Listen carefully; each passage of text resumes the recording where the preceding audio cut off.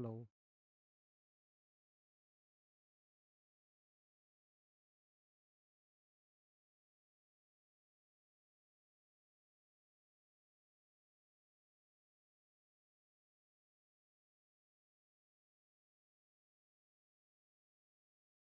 Hello everyone. Good evening. How are you all? I hope you all must be well. You all must be doing well. चलिए तो आज की class हम लोग शुरू करते हैं। टीजीटी पीजीटी नेट जेआरएफ की जो हमारी क्लास चल रही है in the continuation to the history of English literature by William J Long, उसी को हम लोग आगे बढ़ा रहे हैं। Today we are going to start the age of Elizabeth. Elizabeth, the golden era, the golden era in the history of English literature, जिसको हम कहते हैं इंग्लिश लिटरेचर की हिस्ट्री में अगर हम देखें तो ये क्या है, गोल्डन एरा है ना, ये हमारा गोल्डन एरा है। Good evening Faizal, good evening Neha, good evening everyone, good evening. You all are requested to send the link to your group and ask them to join na. Okay, so now age of Elizabeth की हम लोग बात करेंगे।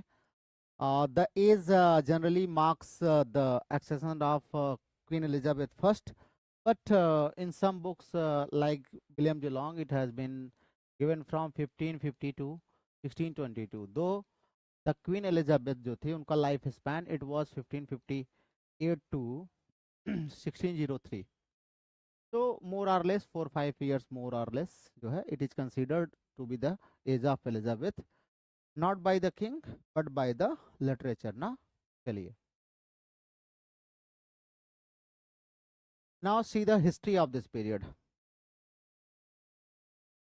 What we generally see in this period in the history of English literature, अगर हम देखते हैं तो this period is somewhat more peaceful, more balanced than the previous era. previous era से ये ज़्यादा बैलेंस था, ज़्यादा पीसफुल था, ज़्यादा इस्टेब्लिश era था। एलिजाबेथ ने क्या करते हैं इस एज में, all doubt seem to vanish from England. जितना डाउट था इंग्लैंड की हिस्ट्री से, ये लगा कि अब यहाँ पे गायब हो गया है। मतलब आप समझ लीजिए, इसके पहले आप देखिए, चाहे वो हमारे हेनरी एट्थ का टाइम रहा हो, एडवर्ड का, क्वीन मैरी का ना, जितना ज़्यादा जो है डिफीट एंड ह्यूमिलिएशन इंग्लैंड को देखना पड़ा था, वो सब अब धीरे धीरे देखते हैं सब समाप्त हो चुका है।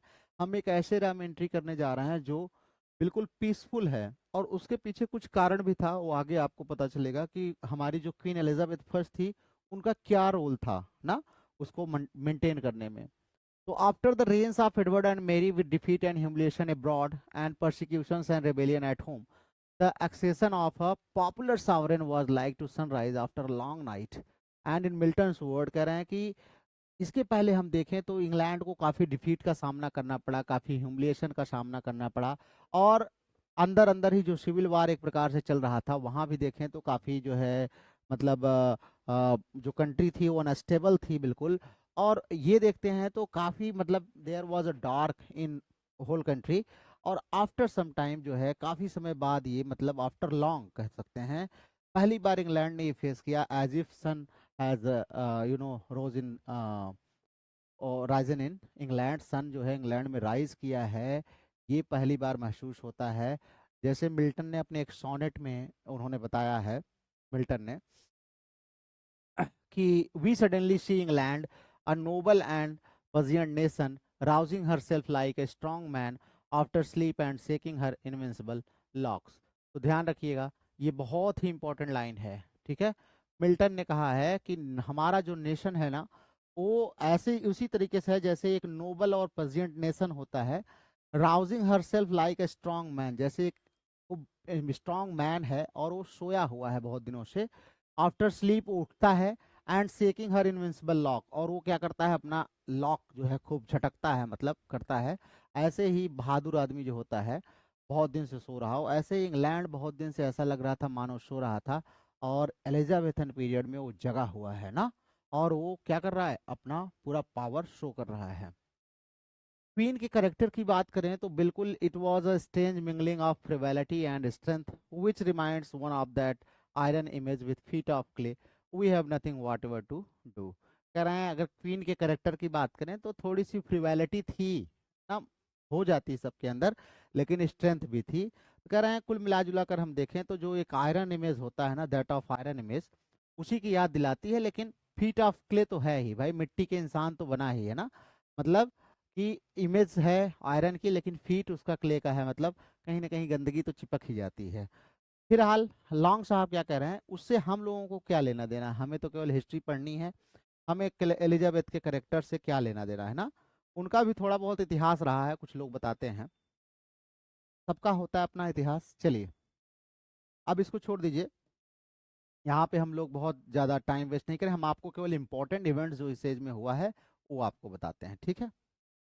चलिए, अभी आपने देखा क्या, in the last decade, in the last century, yes you all are there, okay, Neha is also there.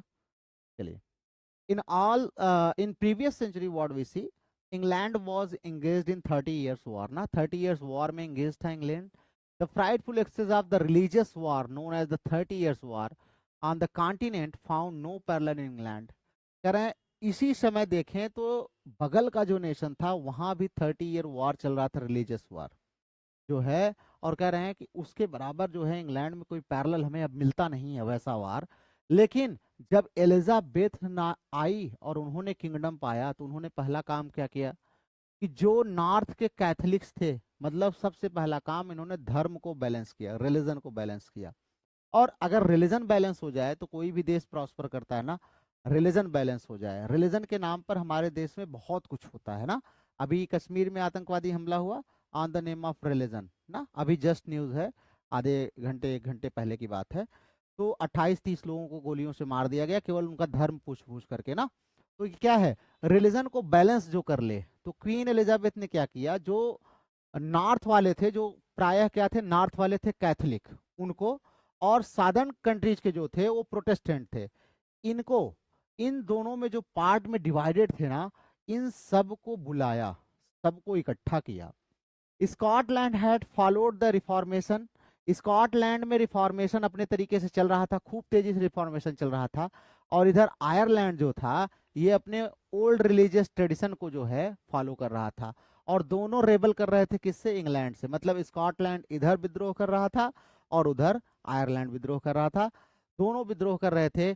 अब कोर्ट के पास ऑप्शन क्या था भाई, नॉर्थ की तरफ कैथोलिक हैं, पता चला वो मिल गए उनसे, वो मिल गए उनसे, देश जो है ब्रिटेन ही पूरा टूट गया। तो इसने सबसे पहले क्या किया, सबसे पहले क्वीन एलिजाबेथ ने क्या किया, जितने भी जो है रिलीजियस ग्रुप थे उनको सबको बैलेंस किया, सबको अपना जो ड्यू रिस्पेक्ट था वो ड्यू रिस्पेक्ट दिया, और सबको ये कहा कि भाई नेशन के डेवलपमेंट में आप सबको भी एक भूमिका निभानी है, पैरेलल भूमिका निभानी है, कोई बड़ा नहीं है कोई छोटा नहीं है, सबको अपने तरीके से उसने डील किया। दोनों सब मतलब कैथोलिक एंड प्रोटेस्टेंट को, दोनों को रिलीजियस पार्टी जो थी दोनों को बैलेंस करके बनाया। और दुनिया ने ये चमत्कार अपनी आंखों से देखा कि जो कैथोलिक एंड प्रोटेस्टेंट कभी साथ नहीं रहते थे वो क्वीन एलिजाबेथ के कोर्ट में एक साथ काम किया करते थे। तो कह रहे हैं ये खासियत थी किसकी, क्वीन एलिजाबेथ की।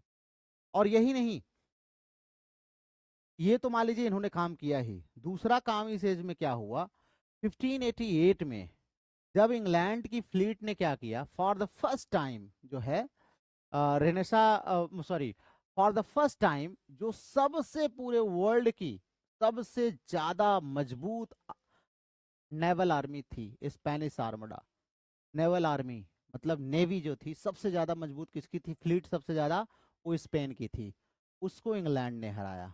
इंग्लैंड ने हराया तो इसने क्या किया भैया, establish the reformation as a fact in England, England में रिफॉर्मेशन पूरा स्टैब्लिश हो गया। और यही नहीं, जो नेशनलिज्म की फीलिंग थी, the feeling of national enthusiasm, वो अपने चरम पर हो गया। राष्ट्रवाद जिसको हम एक प्रकार से कह सकते हैं, वो सबसे ज्यादा इंग्लैंड में यहाँ हमें देखने को मिलता है।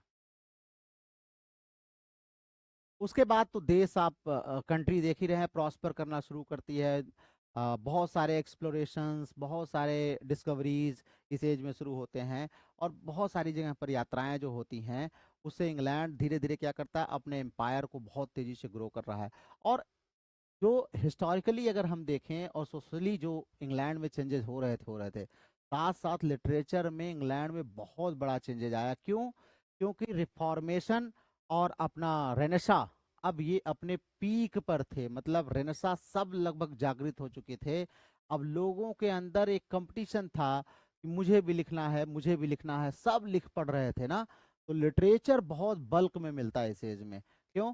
रेनेसा जो है it was on its peak in Elizabethan age. Elizabethan age में अपने पीक पर था रेनेसा, और इसीलिए हमें सबसे ज्यादा लिटरेचर जो है यहाँ पर देखने को मिलता है।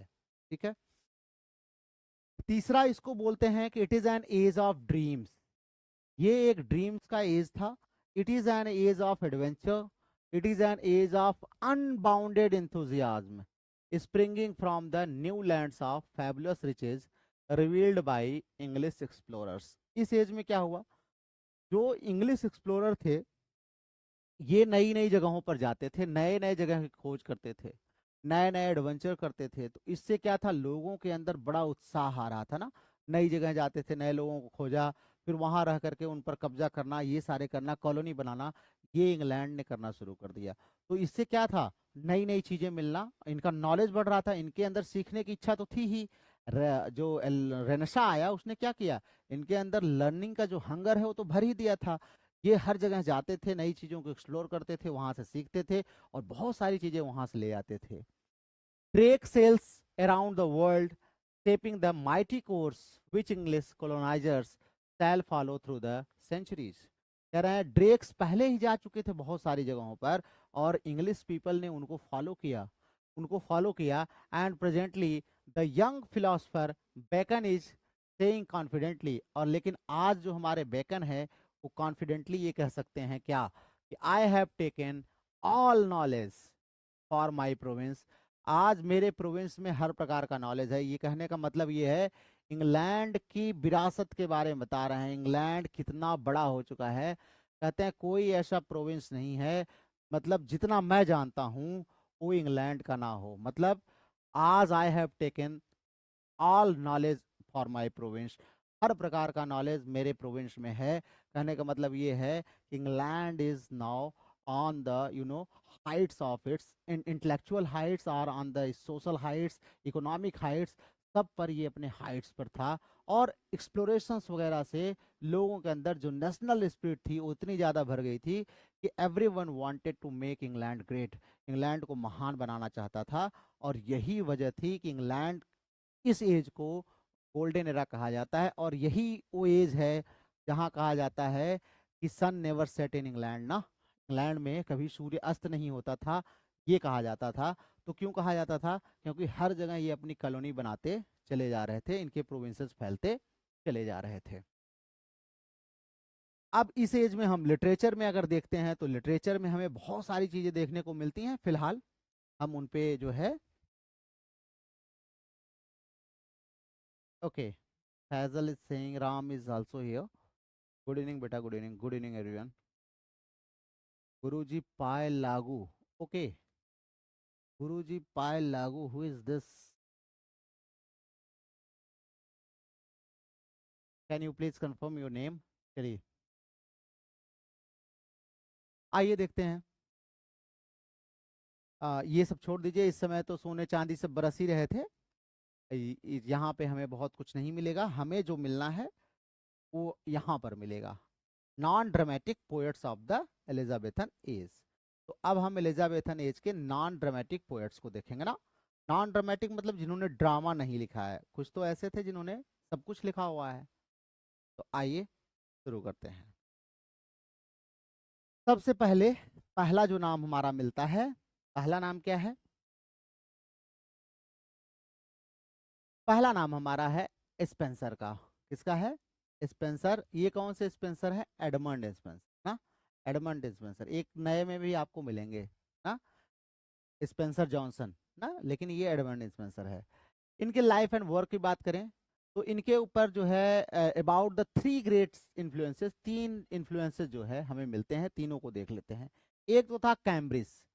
कैम्ब्रिज का प्रभाव इनके ऊपर पड़ा, क्यों? क्योंकि यहाँ पर ये पढ़े थे, बड़े हुए थे। Where he grew acquainted with the classics, यहाँ पर इन्होंने क्लासिक्स पढ़ा। क्लासिक्स मतलब क्या होता है? The ancient literature of Rome and Greek ना, एंड द इटालियन पोएट्स। तो यहाँ पर इन्होंने क्लासिक पढ़ा, मतलब रोमन एंड ग्रीक को और इटालियन पोएट्स को पढ़ा यहाँ ने। कहाँ पर? कैम्ब्रिज में। इसका इन्फ्लुएंस हमें स्पेंसर के ऊपर दिखाई देता है। दूसरा, London, where he experience the glamour and the disappointment of court.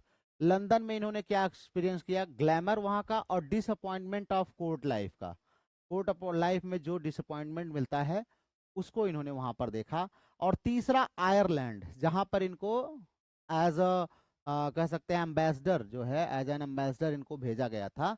वहां पर ये थे काफी दिन तक, सेक्रेटरी के रूप में, सॉरी नॉट एम्बेसडर, काम किया था। Which steeped him in the beauty and imagery of old Celtic poetry. उससे क्या हुआ कि जो हमारी सेल्ट की पोएट्री थी ना, आयरलैंड की, उससे वो परिचित हुए, उससे परिचित हुए और उसको अपने प्लेज में, सॉरी अपने जो पोएम्स है ना उसमें खूब दिखाया इन्होंने। खास करके सेल्ट की जो इमेजरी वाला पार्ट है ना, वो बहुत ज्यादा विजिबल है इनके जो खास करके फेरी क्वीन और शेफर्ड्स कैलेंडर इत्यादि में।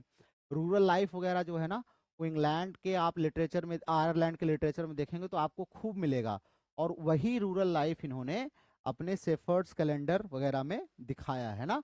तो कहीं ना कहीं तीन इन्फ्लुएंसेस इनके ऊपर मिलते हैं। एक कैम्ब्रिज का इन्फ्लुएंस देखने को मिलता है, जहाँ से इन्होंने अपनी पढ़ाई वढ़ाई करी थी और क्लासिक्स और इटालियन को पढ़ा था। दूसरा इन्फ्लुएंस ये मिलता है कि जब ये कहाँ चले गए, ये चले गए आयरलैंड। आयरलैंड में वहाँ पर लोगों को देखा, लोगों को जाना, वहाँ के लिटरेचर को जाना, उसका इन्फ्लुएंस इनके ऊपर खूब हमें दिखाई देता है। तो कह रहे हैं कि ये सारे जो इन्फ्लुएंसेस हैं ना, ये इनकी जो जो भी पोम्स हैं उनमें विजिबल होती है। तो आइए हम इनके लाइफ के बारे में थोड़ा सा देखते हैं। और इनकी पोम जो है 4-5 ऐसी हैं जो कि बहुत फेमस हैं, उनमें से 2-3 आपको हमेशा याद रखनी होगी ना। तो आइए देखते हैं। इनके जन्म की बात करें तो इनकी लाइफ जो है, जन्म इनका कहाँ हुआ था? ईस्ट स्मिथफील्ड में, near the tower of London ना। तो ये ध्यान रखना, टावर ऑफ लंदन के आसपास जो है स्मिथफील्ड में इनका जन्म हुआ था। और जब जन्म हुआ था तो पुअर थे बेचारे, गरीब परिवार में पैदा हुए थे। इनकी एजुकेशन की बात करें तो मर्चेंट टेलर्स स्कूल लंदन में पढ़ा था इन्होंने। उसके बाद ये कैम्ब्रिज में अपनी पढ़ाई जारी रखते हैं। Where as a poor sizar and fag for wealthy students he earned a scant living. कह रहे हैं वहां पर जो है एक पुअर सिजार के बेटे थे और कह रहे हैं बहुत कम लिविंग इनको मिलती थी रहने के लिए, लेकिन फिर भी अपना जीवन बिता रहे थे। लेकिन यहाँ से इन्होंने सीखा बहुत कुछ। तब शुरुआत इन्होंने की, तो शुरुआत में इनका मास्टर कौन था, ये बहुत बार क्वेश्चन आया है। अंडरलाइन कर लेना, नोट कर लेना, रट लेना, जो भी कर सकते हो। शुरुआत में इनके जो मास्टर थे ना, ये मास्टर इनके थे बेलव्ड मास्टर। कौन थे? चौसर।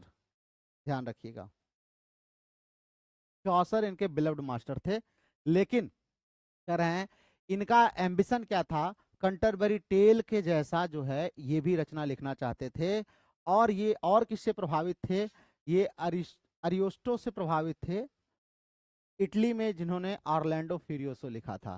तो दो लोगों से ये बहुत प्रभावित थे। एक तो चासर, चौसर ध्यान रखिएगा इनके बिलव्ड मास्टर थे। कई बार ये क्वेश्चन आया है, who has called Chaucer his beloved master? तो स्पेंसर ने कहा है ना, ध्यान रखिएगा। या Chaucer is called the beloved master of Spenser, या आपसे ऐसे पूछ लेगा Spenser called whom his beloved master, तो चौसर। ये आप याद रखेंगे ना, बहुत इंपॉर्टेंट है ये, कई बार एग्जामिनेशन में क्वेश्चन आया हुआ है।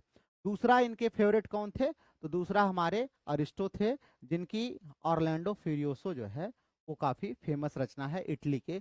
तो दो इनके जो है शुरुआत के मास्टर थे, जहां इन्होंने क्या किया है, जिनसे इनका वर्क प्रभावित दिखता है।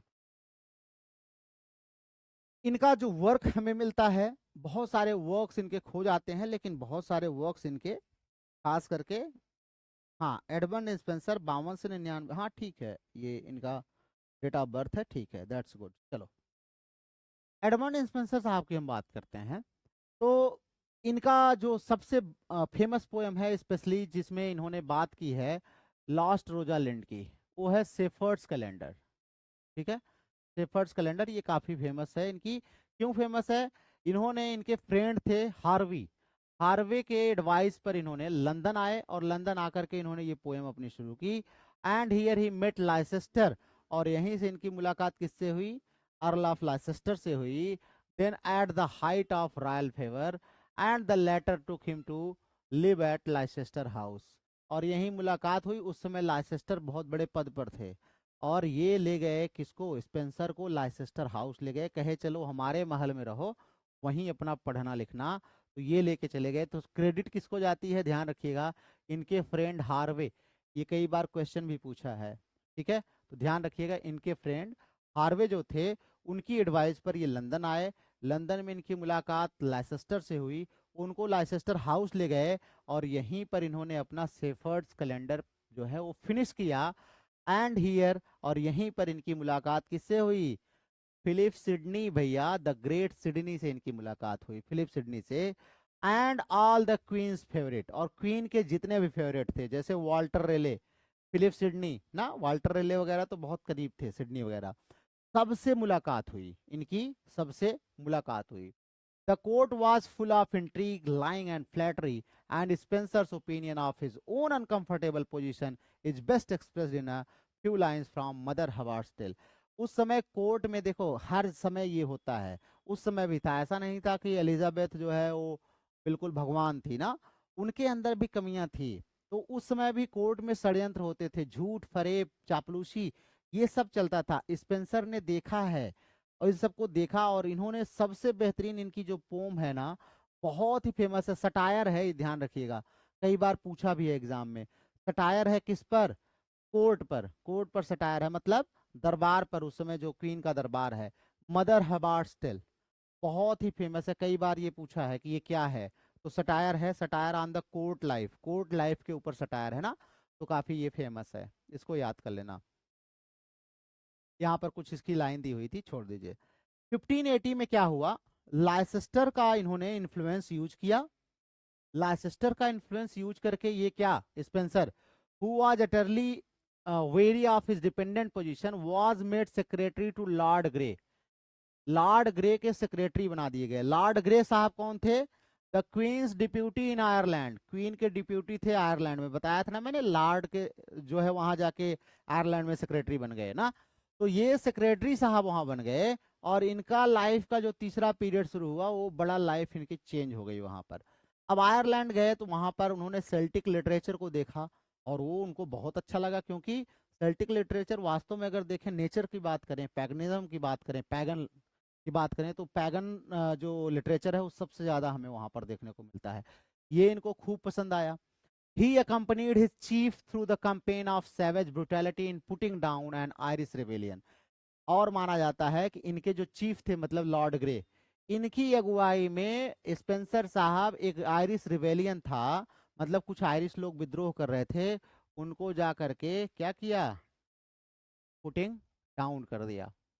And was given an immense estate with the castle of Kilcolman. और वही विद्रोह दबाने के बाद इनको महारानी ने क्या दे दिया, कासल ऑफ किलकोलमैन, अंडरलाइन कर लो, कम से कम 10 बार ये क्वेश्चन आया है।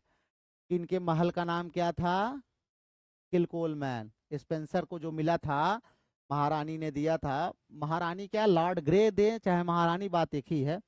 ये किलकोलमैन क्यों मिला था, क्योंकि एक आयरिश रिबेलियन में इन्होंने क्या किया था, बहुत ब्रुटैलिटी के साथ लोगों को मरवा दिया था और उस विद्रोह को दबा दिया था, उसके लिए इनको ये महल मिला। और ये महल था कहाँ, मुंस्टर में था। यही हाउस जो है has been confiscated from Earl of Desmond. ये अर्ल ऑफ डेस्मोंड जो थे ना, उन्हीं का महल था, उन्हीं से जब्त कर लिया गया था, और जब्त करके किसको दे दिया गया, स्पेंसर को। और अर्ल ऑफ डेस्मोंड थे कौन, आयरिश लीडर थे, वही रिबेलियन लीडर जो थे, उन्हीं का महल था, वो छीन करके दे दिया गया। स्पेंसर बन गए इसके मालिक। यहीं पर स्पेंसर ने अपनी फेरी क्वीन भी लिखी है। अकेले अपना रहते थे, मौज पानी करते थे, बाद में बीवी बच्चों को भी ले आए। लेकिन माना जाता है कि इन्होंने जो रेबेलियन किया था ना, इनको एक बार बहुत सारे लोगों ने घेर लिया, इनके महल में आग वोग लगा दी, कैसे भी करके अपने बीवी बच्चों को लेकर के जिंदा भाग गए। लेकिन माना जाता है कि इनके शायद एक आग बच्चे उसमें जल भी गए थे, और इनकी कुछ कॉपीज जो हैं फेरी क्वीन की, जो लिखा था इन्होंने, शायद उसमें जल गई। इसी वजह से फेरी क्वीन कंप्लीट नहीं हो पाई ना, 6.5 बुक ही मिलता है, क्योंकि जो पब्लिश हो गई थी पब्लिश हो गई थी, बाकी उसमें जल गई थी। तो ये एक मतलब रिकॉर्ड मिलता है हम लोगों को, ठीक है। चलिए, it is interesting to note here a gentle poet's views are the unhappy island. कह रहे हैं इसको अनहैप्पी आइलैंड इन्होंने कहा है, जेंटल पोएट। क्या कह रहे हैं, after nearly 16 years residence in the Ireland, Ireland में लगभग 16 साल रहने के बाद इन्होंने लिखा views of the state of Ireland. 1596 में इन्होंने views of the state of Ireland लिखा। हिज ओनली प्रोज वर्क, तो अंडरलाइन कर लीजिए, एक ही प्रोज वर्क इनका है, बाकी सब पोएट्री है। ध्यान रखना, पूछ सकता है एग्जाम में आपसे, क्योंकि यही सब तो पूछता है, क्वेश्चन यहीं से बनते हैं ना। सबको पता है कि पोएट्री तो लिखा ही है, एक ही उनका प्रोज वर्क है, वो क्या है, view of the state of Ireland. आपसे पूछ लेगा ये क्या है, प्रोज है, पोएट्री है, एपिक है। अब आप सोचेंगे अरे ये तो पोएट्री ही लिखते थे, आप पोएट्री मार के आएंगे, गलत है। एकमात्र प्रोज वर्क इनका है, ये यही है, ठीक है। इसमें इन्होंने क्या कहा था, in which he submits a plan for pacifying the oppressed and rebellious people. इन्होंने ये प्लान बनाया था कि कैसे जो है, जो ऑप्रेस्ड और रेबेलियस पीपल थे उनको कैसे पेसिफाई किया जाए, शांत किया जाए।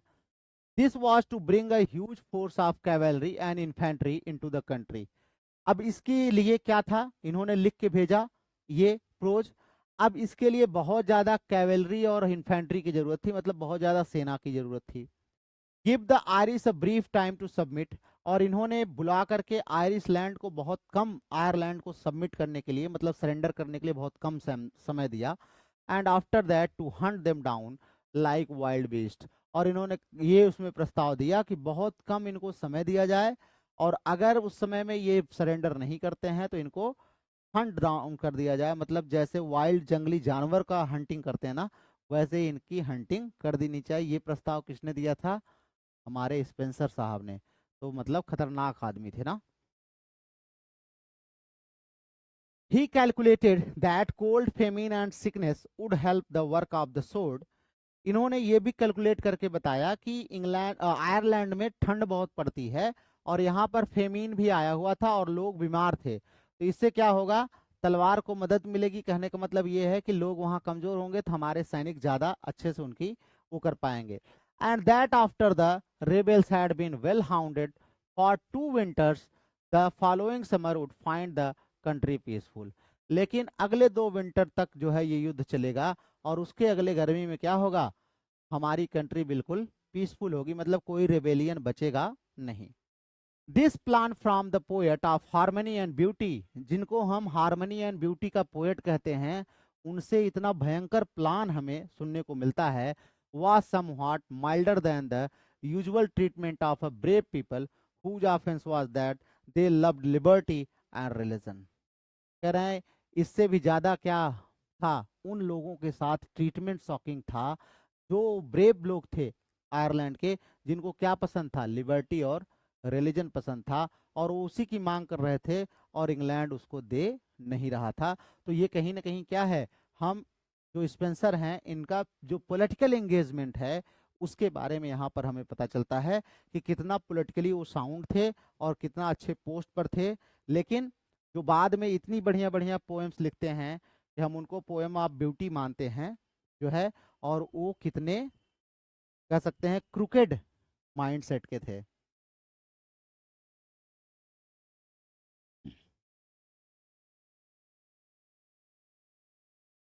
चलिए, किलकोन मैन में क्या हुआ, अब ये तो था ही, लेकिन अब इनके साथ कुछ होना था।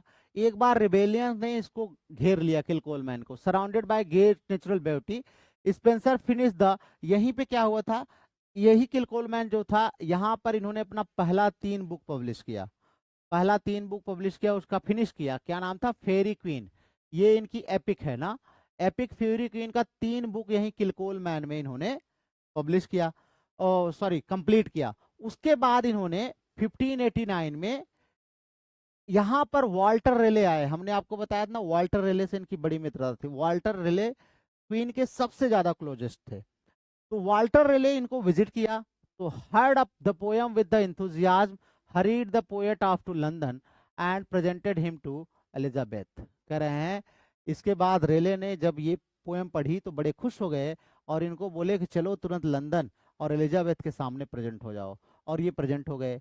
पहली 3 बुक जो है met with instant success when published and were acclaimed as the greatest work in the English language. पहली 3 बुक पब्लिश हुई तो इंग्लैंड की उस समय सबसे बेहतरीन रचनाओं में मानी गई। कब पब्लिश हुई है, ध्यान रखिएगा, 1589 में। फर्स्ट थ्री बुक्स 1589 में। A yearly pension of 50 pounds was conferred by Elizabeth. Elizabeth की चापलूसी भी खूब किया था ना इन्होंने। आप देखेंगे पूरा एलिजाबेथ की चापलूसी ही है, ऐसी करेक्टर के रूप में दिखाया है कि आप देखेंगे तो समझ में आ जाएगा, पढ़ेंगे तो खुद ही। इनको एलिजाबेथ ने क्या किया, अब भाई इतना किया है तो करना पड़ेगा। 50 पाउंड का इनको पेंशन दे दिया, किसने, एलिजाबेथ ने। बट रेयरली पेड, लेकिन कभी उनको ज्यादा मिला नहीं, बहुत कम मिला। And the poet turn back to exile, that is to Ireland again. और उसके बाद पोएट फिर वापस भाग करके आयरलैंड चला गया। तो 3 बुक आए थे, पब्लिश किए लंदन में, और उसके बाद फिर चले गए आयरलैंड। स्पेंसर जो है, हमारे स्पेंसर जो है, वहीं आयरलैंड में थे। तो एक आयरिश गर्ल थी ना, आयरिश गर्ल थी एलिजाबेथ। एलिजाबेथ से इनकी जो है काफी सुंदर लड़की थी, इनका प्रेम हो गया, तो इन्होंने अपनी शादी कर ली। और उसी आयरिश गर्ल के ऑनर में इन्होंने क्या लिखा, आप सब लोगों को पता होगा, एमोरिटी। एमोरिटी जो कि इनका सोनेट है, क्या है, सोनेट सीरीज है ना, सोनेट सीरीज है जिसका नाम है एमोरिटी। ध्यान रखना, पूछता है, बहुत पूछता है, एक बार नहीं 50 बार पूछा है ये क्वेश्चन। इन्हीं के ऑनर में लिखा। And afterwards represented her in the Faerie Queene, और फेरी क्वीन में भी अपनी पत्नी को दिखाया, कैसे, as the beautiful women dancing among the graces.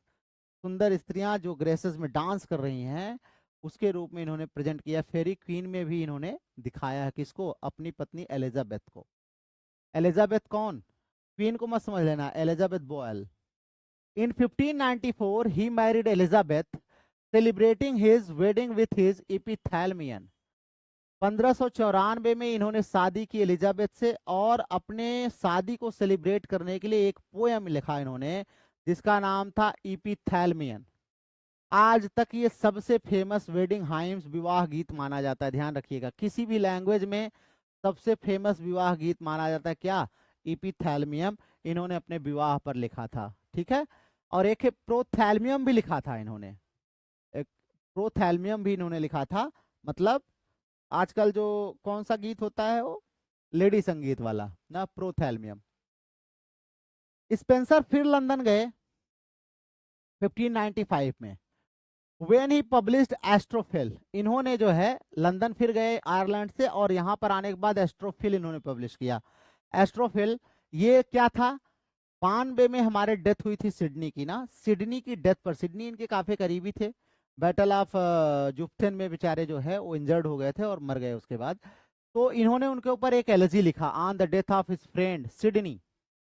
Sydney की डेथ पर एस्ट्रोफिल लिखा इन्होंने, याद रख लेना ना, यही सब क्वेश्चन आता है। तो एस्ट्रोफिल पर इन्होंने लिखा एलर्जी, सॉरी सिडनी पर एस्ट्रोफिल नाम का। And 3 more books of the Faerie Queene, और फेरी क्वीन की 3 और बुक पब्लिश करी। तो 1595 में इन्होंने क्या पब्लिश किया, 3 books of Faerie Queene, last 3 मतलब बुक नंबर 4, 5, 6 इन्होंने फेरी क्वीन की पब्लिश की। और साथ साथ में इन्होंने क्या पब्लिश किया, इन्होंने पब्लिश किया हमारे जो फिलिप सिडनी है उनकी डेथ पर एक एलर्जी लिखा था जिसका नाम था एस्ट्रोफिल। क्या नाम था, एस्ट्रोफिल, ठीक है। ये एस्ट्रोफिल वही सिडनी है, एस्ट्रोफिल एंड स्टेला वाले ना, आप जानते ही होंगे। On this visit he lived again at Leicester House. जब ये आए थे तो उस समय भी ये लाइसेस्टर हाउस में ही रहते थे, now occupied by the new favourite Essex. अब ये अर्ल ऑफ एसेक्स इसमें रहते थे ना, अर्ल ऑफ लाइसेस्टर चले गए, अब अर्ल ऑफ एसेक्स इसमें रह रहे हैं। और ये वही अर्ल ऑफ एसेक्स हैं, माना जाता है जो शेक्सपियर के बहुत करीबी थे, अर्ल ऑफ एसेक्स। और इन यहीं पर इनकी मुलाकात शायद शेक्सपियर से भी हुई है, यहीं कहाँ पर, लाइसेस्टर हाउस में। लाइसेस्टर हाउस में इनकी मुलाकात किससे हुई, शेक्सपियर से भी शायद यहीं हुई है, क्योंकि अर्ल ऑफ एसेक्स जो थे वो इनके पैटर्न थे, किसके, शेक्सपियर साहब के ना, बड़े करीबी थे और इनके पैटर्न थे। उसके बाद आयरलैंड से आने के बाद जो है, Spencer was appointed sheriff of cork, a queer office for a poet, which probably brought about his undoing. कह रहे हैं कि यहाँ पर इनको एक पोस्ट दे दी गई, शेरिफ ऑफ कॉर्क। उसके बाद अगले साल इन्होंने टायरन का रेबेलियन ब्रोक आउट हुआ। कहां पर? मुंस्टर में। मुंस्टर में इनको टायरन, याद रख लेना भैया, टायरन्स रेबेलियन। पूछता है कौन सा रेबेलियन आया था जो इनके महल पर अटैक हुआ था, तो ये था टायरन्स रेबेलियन। टायरन्स रेबेलियन ब्रोक आउट हुआ, किलकोल मैन को घेर लिया इन लोगों ने और इस घर को जला दिया, अटैक कर दिया। और माना जाता है Spencer बेयरली escaped with his wife and 2 children, बड़े मुश्किल से अपने बीवी और 2 बच्चों के साथ जान बचा करके ये भागे हैं। और ये भी माना जाता है, it is suppose that the some unfinished part of the Faerie Queene were burn in the castle.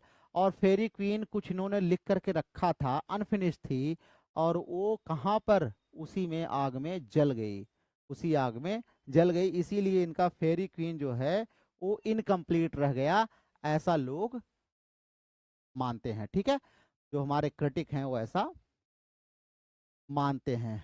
हाँ, इपीथैल्मियन एंड प्रोथैल्मियम आर सिस्टर पोएम्स। हाँ ठीक है। एलिजाबेथ बॉयल, हाँ एमरॉटी में 88 सोनेट हैं। वेरी गुड, ठीक है, बहुत अच्छे। हाँ, ऐसे आप लोग कुछ थोड़ा बहुत रिप्लाई किया करिए ना। चलिए। From the shock of this frightful experience Spencer never recovered. इतना बड़ा सदमा किसी को भी लग जाए, घर में आग लगा दीजिए, चारों तरफ से लोग अटैक कर दें, कैसे कैसे करके जान बचाएं, तो सदमा तो लग ही गया। He returned to England heartbroken and in the following year 1599 he died in an inn at Westminster। और कह रहे हैं कि एक इन में ये रुके हुए थे वेस्टमिंस्टर के, वहीं पर 1599 में इनकी डेथ हो गई ना, एक साल बाद ही। तो किलकोल मैन में आग कब लगी थी? तो 1598 में, ध्यान रखिएगा 1598 में आग लगी थी, वहां से आए, अगले साल जो है सदमा लगा और इनकी डेथ हो गई। According to Ben Jonson, underline कर लेना, कम से कम 50 बार एग्जाम में आया। बेन जॉनसन ने क्या कहा है? फॉर वांट ऑफ ब्रेड इनकी डेथ हो गई, मतलब गरीबी थी जब मरे तो। वांट ऑफ ब्रेड मतलब रोटी के लिए मर गए, मतलब गरीब हो गए थे ना, पुअर हो गए थे। But whether that is poetic way of saying that he had lost his property. अब ये पोएटिक वे है कि इन्होंने अपनी प्रॉपर्टी खो दी थी, या that he actually died of destitution, या वास्तव में ये गरीब होकर के, भिखारी होकर के मरे थे। ये तो पोएटिक तरीका है। फॉर वांट ऑफ ब्रेड, अब ब्रेड की मीनिंग आप कुछ भी निकाल लीजिए, मतलब बहुत ज्यादा धन दौलत नहीं थी लेकिन ठीक ठाक थे। ये हो सकता है कि रोटी के लिए भी तरस रहे हो ना। तो फिलहाल यही है कि गरीब हो गए थे। ठीक है, और कोई जानता नहीं क्या था, लेकिन ये हमारे जॉनसन साहब ने लिखा है फॉर वांट ऑफ ब्रेड ना। चलो ठीक है। He was buried beside his master Chaucer in Westminster एबे। भैया ये अपने मास्टर के बगल में ही लेटे हैं, कहाँ पर? वेस्टमिंस्टर में ना, जा करके चाहो तो मिल सकते हो चौसर से भी और स्पेंसर से भी। और इसको आजकल क्या कहा जाता है? The poets of that age thronging to his funeral and according to Camden. Camden, ध्यान रखना, कैम्पडन कौन है?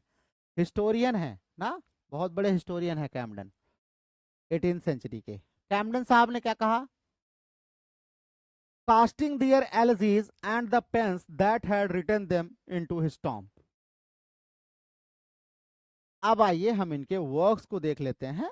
ये तो इनकी लाइफ के बारे में हो गया।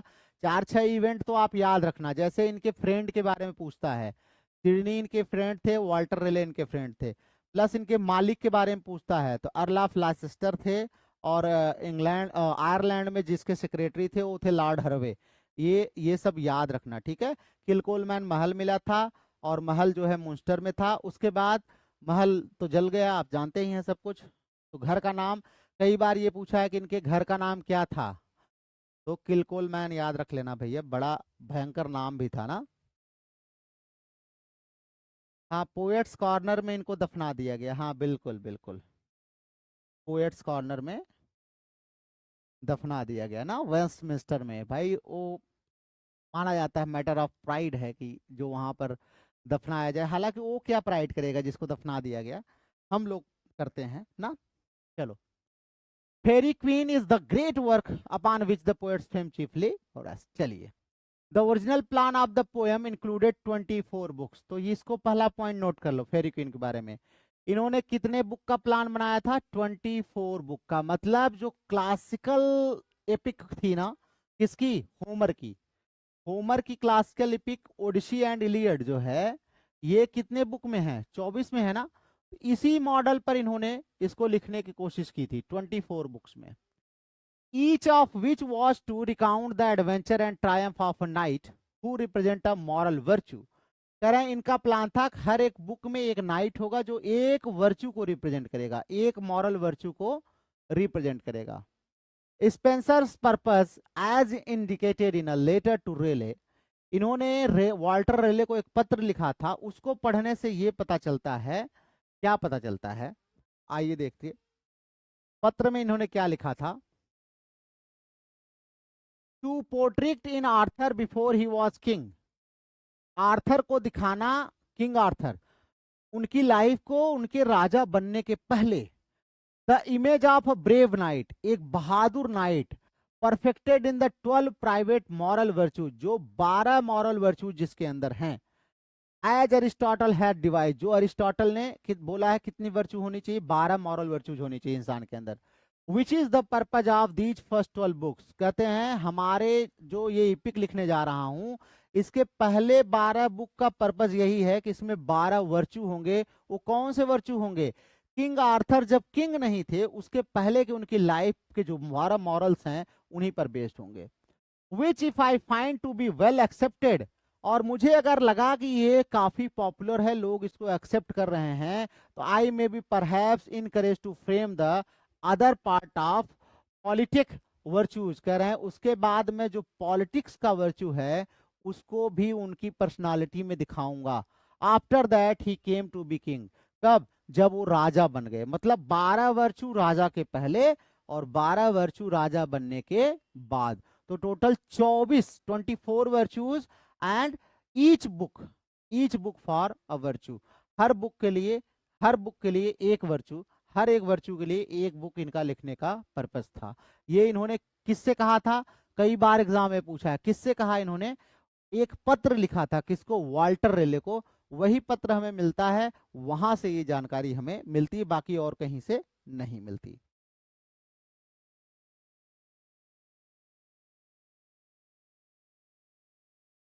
अब आइए देखते हैं। Each of the virtues appears as knight fighting his opposing vice and the poem tells the story of the conflicts. इनका पर्पज यही था कि हर एक वर्च्यू का एक अपोजिट वाइस होगा। वर्च्यू होगा मतलब एक तरफ हीरो होगा और एक तरफ वाइस विलन होगा, दोनों की लड़ाई होगी, और इसी कॉन्फ्लिक्ट पर मेरा पोएम जो है इपिक ये बेस्ड होगा। ठीक है, ये इनका प्लान था। It is therefore purely allegorical, इसीलिए पूरी एलेगरी है, ध्यान रखिएगा। प्योरली एलिगोरिकल पोएम है। कौन? फेरी क्वीन, ध्यान रखिएगा। Not only in its personified virtues but also in its representation of life as a struggle between good and evil. कह रहा है ये नहीं केवल अब्स्ट्रैक्ट वर्च्यूज को दिखाया, बल्कि लाइफ के इविल एंड गुड को स्ट्रगल करते हुए दिखाया इन्होंने। तो ये पूर्ण रूप से क्या है? एलेगरी है। In its strong moral element the poem differs radically from Orlando Furioso. लेकिन ये कह रहे हैं कि जो ये अरिस्टो से काफी प्रभावित थे ना, तो कह रहे हैं कि नहीं भैया, ये अरिस्टो की ऑरलैंडो फ्यूरियोसो से बिल्कुल अलग है। किस ग्राउंड पर? मॉरल ग्राउंड पर। ध्यान रखिएगा, मॉरल एलिमेंट में ऑरलैंडो फ्यूरियोसो से बिल्कुल ये अलग है। Upon which it was modelled है इसी पर। ध्यान रखना, आपसे पूछे फेरी क्वीन वाज मॉडल्ड अपॉन, तो ऑरलैंडो फ्यूरियोसो बाय अरिस्टो ना, अरिस्टो की ऑरलैंडो फ्यूरियोसो पर मॉडल्ड है। लेकिन मॉरल एलिमेंट जो है ऑरलैंडो फ्यूरियोसो में उतना नहीं है जितना इसमें है। ठीक है, तो ये ध्यान रखिएगा, इसमें ये डिफर है। तो ये कई बार क्वेश्चन एग्जाम में आया भी है कि इनका जो फेरी क्वीन है उस किस पर मॉडल्ड है। It is modelled after Orlando Furioso, Orlando Furioso पर मॉडल्ड है। ठीक है, लेकिन दुर्भाग्य की बात, Spenser completed only 6 books celebrating holiness, temperance, chastity. अब ये 6 याद कर लीजिएगा। ठीक है, 6 बुक लिखा। पहले बुक में इन्होंने एक वर्च्यू दिखाई हॉलीनेस, दूसरे में टेम्परेंस, तीसरे में चेस्टिटी, चौथे में फ्रेंडशिप, पांचवें में जस्टिस और छठवें में कर्टसी। भैया याद कर लेना, 6 वर्च्यू 6 बुक ना। ठीक है, we have also fragment of the 7th, 7वें बुक का थोड़ा पार्ट मिलता है जिसमें इन्होंने कॉन्स्टेंसी को दिखाया, एक वर्चू है कॉन्स्टेंसी। तो 6.5 बुक इनकी मिलती है, बाकी तो इनका इनकम्प्लीट ही रह गया। वही जो किलकोल मैन था ना, उसी में जल गया था, इसलिए हमें अब मिलता नहीं है। ठीक है, तो चलिए आज के लिए बस इतना ही करते हैं। आप लोग बीच बीच में आप लोग गायब हो जा रहे हैं, पता नहीं कहाँ रह रह के। कौन कौन प्रेजेंट है इस समय, थोड़ा अपने चमत्कार के बारे में बताएं हमें।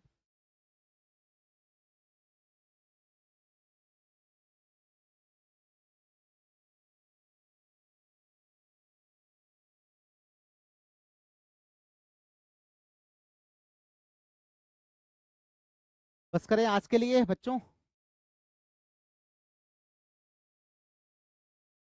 Shweta is present, okay. और कौन प्रेजेंट है बच्चों?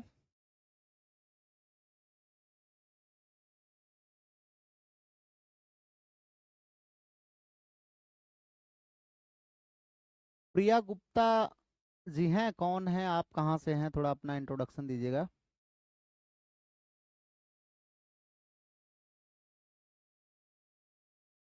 हम्म, ओके। आलोक अनंत जी भी प्रेजेंट है, चलिए बहुत अच्छे। फैजल इज प्रेजेंट, ओके बेटा। Other students please reply fast.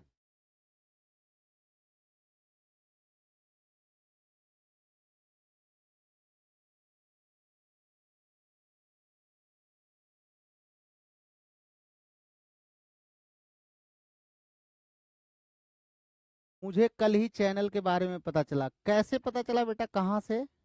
अनंत बताएंगे कल आपको कैसे पता चला, कहाँ से ये चैनल मिला, और आपको कैसी क्लास लग रही है? आप तैयारी तो कर रहे हैं, आपने बताया था टीजीटी की।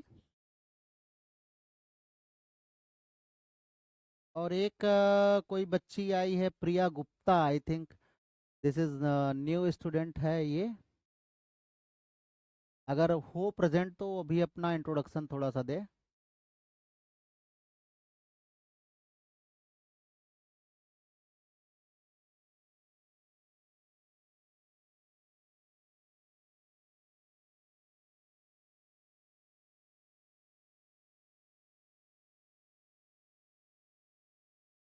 ओके, डायरेक्ट यूट्यूब पे लाइव, ठीक है बेटा, ओके। कोई बात नहीं है, चलिए।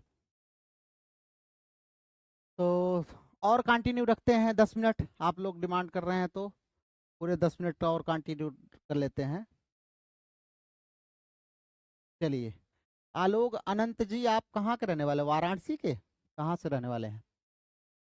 चलिए, argument of the Faerie Queene, Faerie Queene के बारे में थोड़ा सा मतलब सिनॉप्सिस इसकी देख लेते हैं ना, क्या क्या इसमें है ना। चलो आओ देख लेते हैं।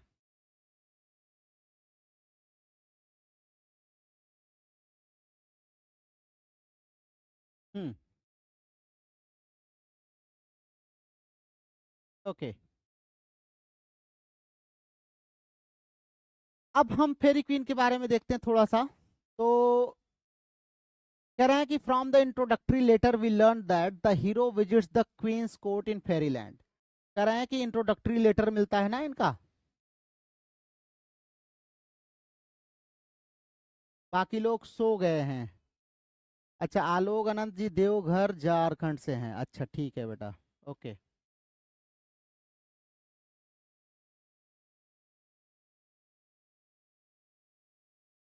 अच्छा गायब नहीं है, ठीक है बेटा, कोई बात नहीं है, पढ़ो पढ़ो। तो कह रहे हैं कि इनका जो इंट्रोडक्शन हमें पता चलता है, जो इन्होंने लेटर लिखा है, इंट्रोडक्टरी लेटर जो है, उससे पता चलता है कि इनका जो हीरो है, कौन, Arthur, hero visits the queen's court in fairyland. Fairyland जो क्वीन के अंडर में है, वहां पर हीरो विजिट करता है ना, हीरो विजिट करता है।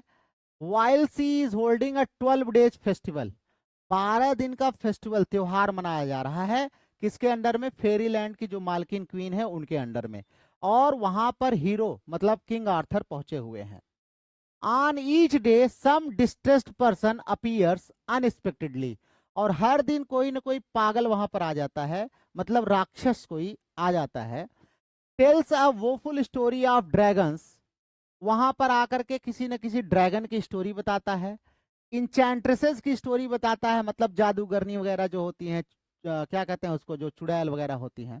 ऑफ डिस्ट्रेस ब्यूटी या वर्चू की बताता है। And ask for a champion to right the wrong, और कहता है काश कोई हमारा सपोर्टर होता जो इस गलत को सही कर सकता।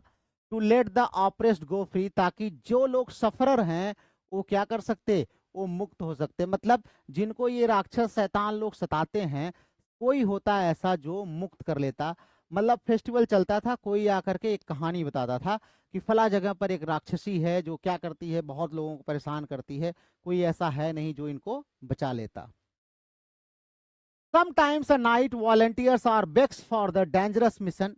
अब चूंकि भाई देखे, नाइट जो थोड़ा सा योद्धा वगैरह होता है ना, उसको घमंड तो होता ही, अरे कौन था बताओ मैं जाता हूँ। भाई हमारे आर्थर अकेले नहीं चलते थे, इनका राउंड टेबल था ना, राउंड टेबल कॉन्फ्रेंस इनका था। राउंड टेबल कॉन्फ्रेंस जानते हो ना, गोलमेज सम्मेलन, कितने गोलमेज सम्मेलन हुए हैं, थोड़ा सा हिस्ट्री भी पढ़ लिया करो ना थोड़ा सा। तो गोलमेज सम्मेलन, इनका राउंड टेबल नाइट्स जो थे ना, 12 नाइट्स थे, आर्थर थे हमारे। तो इनका एक नाइट तैयार हो जाता था, कहता था बताओ कौन है, मैं अभी उसको निपटा के आता हूँ। तो ये हर एक स्टोरी जो है इसी तरीके से मूव करती थी।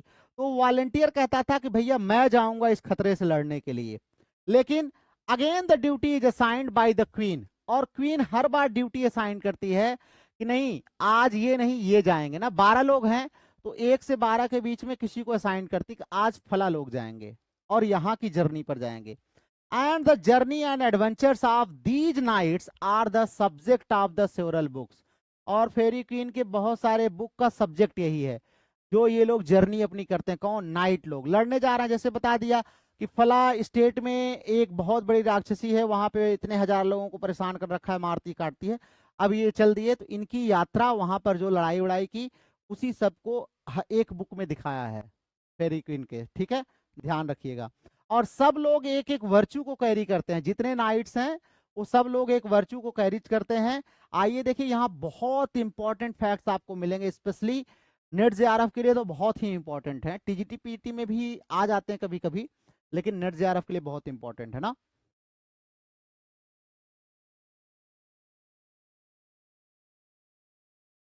क्लास अच्छा है, इतना डिटेल में कोई नहीं बताता है, ठीक है, थैंक यू वेरी मच। चलिए, हाँ बिल्कुल, आपकी हिस्ट्री अच्छी है आलोक जी ना।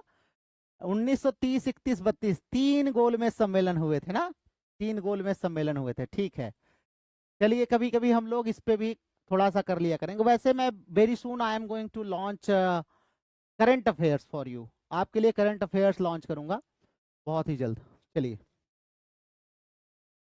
अब यहाँ पर देखिए क्या हुआ। अब ये कहानी तो आप समझ ही गए कि 12 लोग हैं, एक आता कोई कहानी सुनाता है, फिर क्वीन कहती है ऐसा है, एक काम करो, तुम बहुत दिखा रहे हो ना बड़ी पावर है, तुम चले जाओ वहां, चले जाओ, ये मामला निपटा के आओ। क्वीन भेज देती थी और जाते थे। अब सब जो एडवेंचर करने जाते थे ना, सब एक एक वर्चू को कैरी करते थे। अब वो वर्चूज देख लीजिए।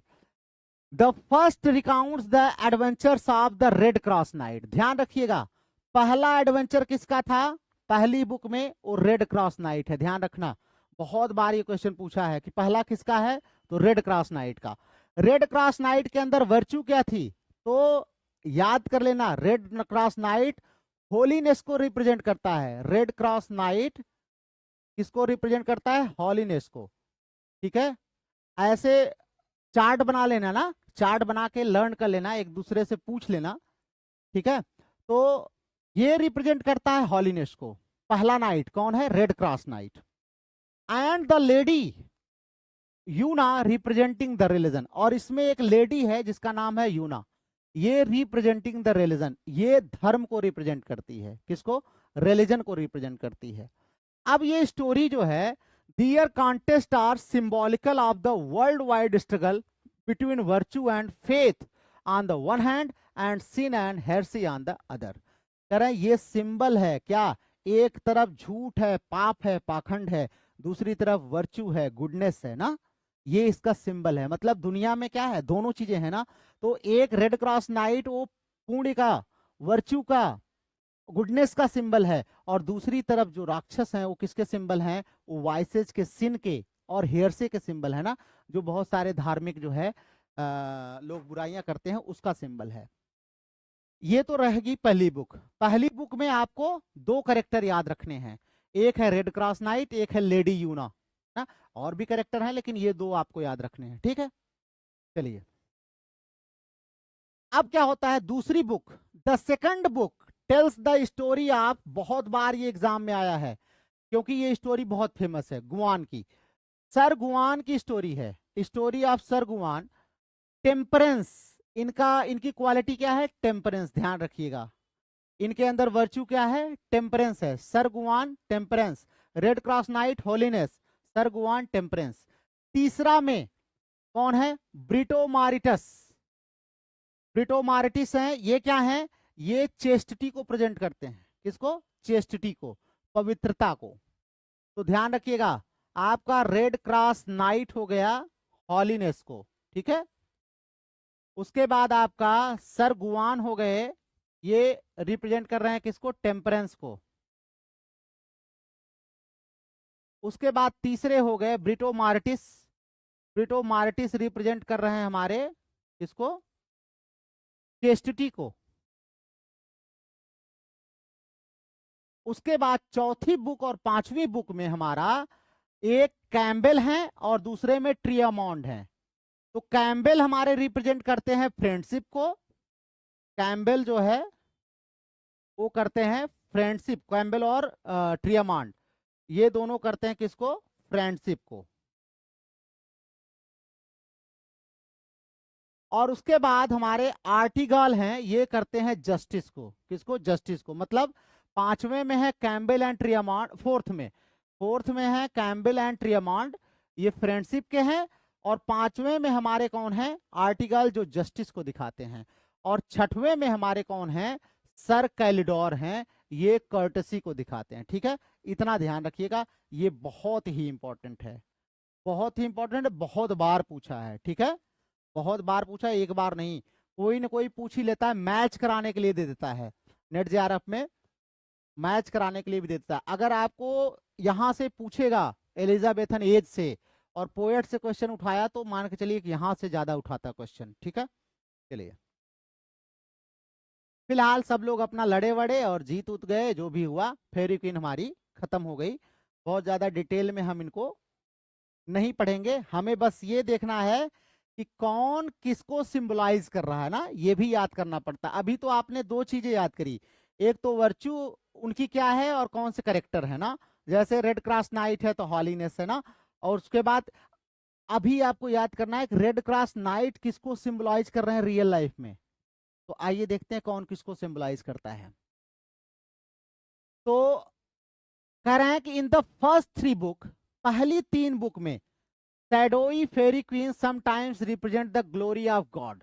पहली तीन बुक में जो शैडोई फेरी क्वीन है, वो क्वीन कौन है किसी को दिखाई नहीं देती ना, उसका हमें इमेज नहीं दिखाया गया है, उसकी कोई कार्यकलाप नहीं दिखाए गए हैं, लेकिन वो रिप्रेजेंट किसको करती, गॉड को ना, दैट कंट्रोल्स द वर्ल्ड, पूरे वर्ल्ड को कंट्रोल करता है ना ईश्वर, पूरे ब्रह्मांड को। तो क्या है, कह रहे हैं कि ये ग्लोरी ऑफ गॉड को करता है। और कभी कभी लगता है कि एलिजाबेथ की चापलूसी में लिखी गई थी, sometimes Elizabeth who was naturally flattered by the parallel, भाई उनको फ्लैटर किया कि तुम तो देवी के समान हो भाई। राजा को वैसे भी क्या माना जाता है, माना जाता था, अब तो राजा नहीं बचे हैं, सो सैड ना, राजा नहीं बचे। चलिए ब्रिटो मार्टिस कौन है, Brito Martin's is also Elizabeth. क्यों भैया, क्यों एलिजाबेथ हैं, किसको दिखा रही पता है, कितने बड़े अच्छा चापलूस लोग होते थे, चेस्टिटी को दिखाती हैं। Brito Martin's is the symbol of chastity ना, इसका वर्च्यू क्या है, चेस्टिटी। तो ये दिखा रहे हैं कि एलिजाबेथ बिल्कुल चेस्ट थी ना, पवित्र थी बिल्कुल ना, शादी नहीं की थी कभी, पता है कि नहीं, एलिजाबेथ जान लेना, एलिजाबेथ शादी नहीं की थी। और इसलिए शादी नहीं की थी, ऐसी कुछ स्टडी में पता चलता है कि शायद इनको किसी कोर्टियर से प्यार था और वो पहले से शादीशुदा था और इसीलिए इन्होंने शादी नहीं की ना। तो फिलहाल चेस्टिटी को दिखाता है ब्रिटो मार्टिस, और वही कैरेक्टर माना जाता है, कुछ लोग कहते हैं शायद एलिजाबेथ है। तो एलिजाबेथ क्या है, पहली 3 बुक में गॉड या एलिजाबेथ को दिखाया है, और चेस्टिटी जो ब्रिटो मार्टिस है वो करेक्टर एलिजाबेथ का है। Then Red cross Knight is Sidney, ध्यान रखना फिलिप सिडनी जो अभी मरे थे थोड़ी देर पहले ना, ये क्या है, रेड क्रॉस नाइट है, ध्यान रखिएगा भैया। मॉडल इंग्लिश मैन है ना, बड़े अच्छे इंसान थे रेड क्रॉस नाइट हमारे, मतलब सिडनी साहब वास्तव में रियल लाइफ में ठीक ठाक आदमी थे। उसके बाद आर्थर जो है, who always appears to rescue the oppressed is Leicester. Arthur हमारे कौन है, लाइसेस्टर हैं, earl of Leicester. Which is another outrageous flattery, ये भी एक चापलूसी ही ना, क्यों, क्योंकि स्पेंसर कहाँ रहे थे, याद है ना, कहाँ रहते थे, लाइसेस्टर हाउस में रहते थे ना, तो ये भी चापलूसी है भैया, जिसकी खाओ उसकी बजाओ ना। और बजाना का मतलब ये नहीं कि उसको खत्म कर दो, मतलब उसका गुणगान करो। चलो, तो लाइसेस्टर साहब हमारे थे, इनकी भी चापलूसी हुई खूब, तो ये ध्यान रखना आर्थर हमारे लाइसेस्टर हैं, तो ऐसे याद कर लेना, ठीक है। ब्रिटो मार्टिस एलिजाबेथ हैं, आर्थर हमारे लाइसेस्टर हैं, रेड क्रॉस नाइट हमारे सिडनी साहब हैं। Una is sometimes religion and sometimes the Protestant church. Una कभी कभी रिलीजन को दिखाती है और कभी कभी प्रोटेस्टेंट चर्च को। कई बार ये क्वेश्चन आया है कि प्रोटेस्टेंट चर्च को कौन रिप्रेजेंट करता है, यूना, ठीक है। वाइल्ड डूसा, ये सबसे मस्त करेक्टर है, डूसा राक्षसी नंबर 1 की है। Duessa represents Mary queen, Mary queen of Scot, ये वही क्वीन है ना, ब्लडी मैरी, ब्लडी मैरी उसको रिप्रेजेंट करता है। और कभी कभी ये जनरल कैथोलिज्म को भी निपट कर, क्यों, क्योंकि by nature Spencer was Protestant ना, प्रोटेस्टेंट थे। इन द लास्ट 3 बुक्स, अंतिम 3 बुक में एलिजाबेथ अपीयर्स अगेन, एलिजाबेथ फिर आती हैं। पहले में ब्रिटो मार्टिस के रूप में आई हैं, लास्ट के 3 बुक में किस रूप में आई हैं, मर्सीलिया, मर्सिला, याद कर लेना भैया, एलिजाबेथ का ही पूछ ले, मर्सिला और Henry Fourth of France as Bourbon. Henry Fourth किस रूप में आए हैं, बोबोन के रूप में आए हैं। The war in the Netherland as the story of Lady Belge, और उसमें एक नीदरलैंड का वार भी हुआ है, वो बेल्ज की स्टोरी है। और ये याद रख लेना, क्यों याद रखना है, क्योंकि इनके बड़े खास मित्र थे ना, चापलूसों को, मित्रों को, इन सबको जरूर याद करना चाहिए ना। वैसे भी चापलूस हमारे बड़े काम आते हैं, बड़े काम आते हैं चापलूस। वाल्टर रेले साहब हमारे क्या हैं, ये टिमियाज हैं, ध्यान रखिएगा। तो सिडनी को याद कर लेना, एलिजाबेथ को याद कर लेना, और रेले को तो याद ही कर लेना, 3 लोगों को तो याद रखना। तो ये टिमियास हैं, the earls of Northumberland and the Westmoreland, lovers of Mary or Duessa, ये मेरी आर्डूसा के लवर्स थे ना। चलिए, एज द ब्लांडर मोर एंड पैरिडेल, इन दोनों को कैसे दिखाया है, ब्लांडर मोर और पैरिडेल कौन, 2 लोग थे, Earl of Northumberland and Earl of Westmorland, दोनों मेरी के आशिक थे, दोनों को दिखाया है ब्लांडर मोर और पैरिडेल के रूप में, ठीक है। And so on through the wide range of contemporary characters, ऐसे बहुत सारे कंटेम्परेरी कैरेक्टर्स का इन्होंने क्या किया है, रिप्रेजेंट किया है, इसमें इवेंट्स को रिप्रेजेंट किया है। और माना जाता है till the allegory becomes as difficult to follow as the second part of Goethe Faust, और एलेगरी इतनी डिफिकल्ट हो जाती है कि जैसे आप गेटे का फास्ट पढ़ते हैं ना, गेटे भाई, गेटे बहुत बड़े राइटर है ना, गेटे का फास्ट पढ़ते हैं तो आप एकदम कंफ्यूज हो जाते हैं। ऐसे इतने करेक्टर, इतने वर्च्यूज हैं कि आदमी तो पागल हो जाएगा, मैं तो इतने में ही परेशान हो जाता हूँ, कई बार पढ़ता हूँ भूल जाता है। हाँ, लेकिन ये है कई बार पढ़ने से बहुत सारे याद हो गए हैं ना, लेकिन फिर भी अभी भूल जाता है। तो ऐसा नहीं है कि आप ये मत सोचना कि मुझे भूल गया तो मुझे कुछ आता नहीं, ऐसा नहीं बेटा, कम से कम 2, 4, 6, 10 बार पढ़ोगे ना, तब जाके हो सकता है कि ये दिमाग में बैठे। जैसे हम लोगों के दिमाग में इतनी बार पढ़ने के बाद 60-70% इसका बैठ गया है, लेकिन अब भी 30-40% खाली है, तो आप ये मत समझना 100% आपको याद हो जाएगा। बाकी जो बहुत भाई बुद्धिमान होंगे, मैं नहीं कह सकता, बहुत विलक्षण प्रतिभा के धनी इस धरती पर हैं, और कुछ तो झूठे भी होते हैं ना, वो बोलते हैं उनको दे दिया जाए टेस्ट तो कर नहीं पाएंगे, लेकिन बोलते हैं हमको ये लर्न है, वो लर्न है, फलाना, हमको तो नहीं लर्न है। चलो, for the Faerie Queene Spenser invented a new verse form, verse form की बात करें तो स्पेंसर ने एक नया फॉर्म ही इन्वाइट कर दिया भाई। क्या किया सबको पता है, 9 line stanza, that is Spenserian stanza. Spenserian stanza क्या है, अगर आपको पढ़ना है तो BA first semester second semester की वीडियो आप प्लेलिस्ट में जाके देख लो, वहां पे मैंने आपको स्पेंसरियन स्टैंजा पढ़ाया हुआ है, ठीक है। Because of its rare beauty, it has been much used by all our poets in their best work. बाद में बहुत सारे लोगों ने इसको यूज किया ना, जैसे हमारे कीट साहब ने, बायरन साहब ने, बहुत सारे लोगों ने यूज किया है। The new stanza was an, लेकिन ये आया कहां से था, तो ये इंप्रूव फॉर्म था किसका, जो अरिस्टो ने आठवां राइमा यूज किया था, कहां पर, ऑरलैंडो फ्यूरियोसो में। आठवां राइमा, वही 8 लाइन स्टैंजा को इन्होंने चेंज करके 9 लाइन स्टैंजा बना दिया, लास्ट की 2 लाइन राइम कर दी इन्होंने। And bears a close resemblance to one of Chaucer's most musical forms in the Monk's tale. और मॉन्क टेल में चासर ने यूज किया था क्या, राइम रॉयल ना, राइम रॉयल कह रहे हैं, इससे मैच कराया, इससे मैच कराया। स्पेंसर का ये स्टैंजा इज इन 9 लाइन्स, ये 9 लाइन में है, 8 ऑफ 5 फीट, बहुत इंपॉर्टेंट है। शुरू की 8 लाइन जो है वो पेंटामीटर में है, और 9वीं लाइन जो है वो आयम्बिक हेक्सामीटर में है, ध्यान रखिएगा। 9वीं लाइन जो है, शुरू की 1 से 8 लाइन जो है वो पेंटामीटर, और 9 लाइन जो है वो आयम्बिक हेक्सामीटर में है। अब मीटर क्या है, ये सब अगर किसी को कंफ्यूजन हो तो बीए पार्ट सेकंड सेमेस्टर के सारे वीडियोस में आपको ये मिल जाएगा, आप जाओ वहां पर, स्पेशली पूरा वीडियो पड़ा है मीटर पर, स्टैंजा पर, फॉर्म पर, आप वहां से पढ़ लो, ठीक है।